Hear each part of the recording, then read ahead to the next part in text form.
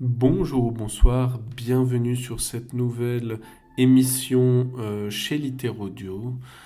Que vous soyez sur YouTube ou sur Spotify, je suis content de vous retrouver pour continuer avec une œuvre d'Alexandre Jolien. Nous avons vu ensemble, en partie tout du moins, Cahiers d'insouciance. On continue, avec une œuvre qui l'a précédé, si je ne dis pas de bêtises, Le philosophe nu, paru chez les éditions Le Seuil. Et c'est peut-être l'un des livres les plus emblématiques du philosophe suisse, et bien évidemment avec Éloge de la faiblesse, Le métier d'homme et la construction de soi. C'est l'un des livres dans lesquels il se dévoile peut-être le plus. C'est le traité des passions par excellence d'Alexandre Jolien. Et je voulais partager avec vous quelques bribes. C'est vrai que Jolien, j'ai tendance à penser qu'il tourne un peu en rond. Je ne suis pas sûr qu'il soit totalement en désaccord avec ce que je dis. Il tourne un petit peu en rond, même quand vous avez vu le film dans lequel il participe, que j'ai beaucoup apprécié, soit dit en passant.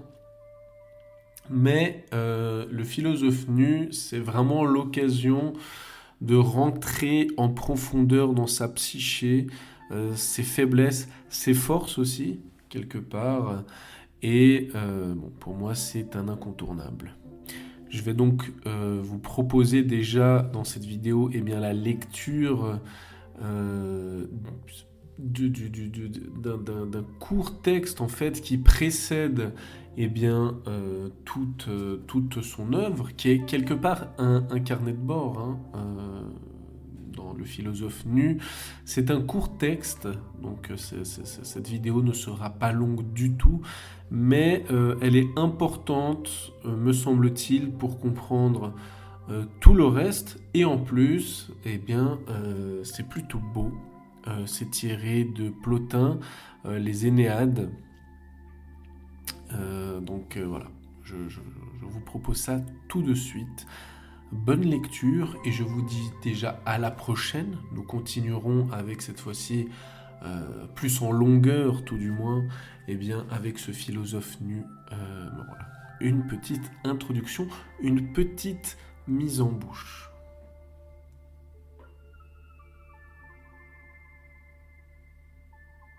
Si tu ne vois pas encore ta propre beauté, fais comme le sculpteur d'une statue qui doit devenir belle.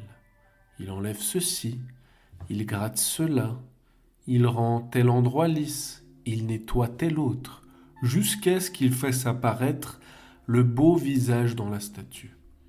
De la même manière, toi aussi, enlève tout ce qui est superflu, redresse ce qui est oblique, purifiant tout ce qui est ténébreux pour le rendre brillant, et ne cesse de sculpter ta propre statue jusqu'à ce que brille en toi la clarté divine de la vertu.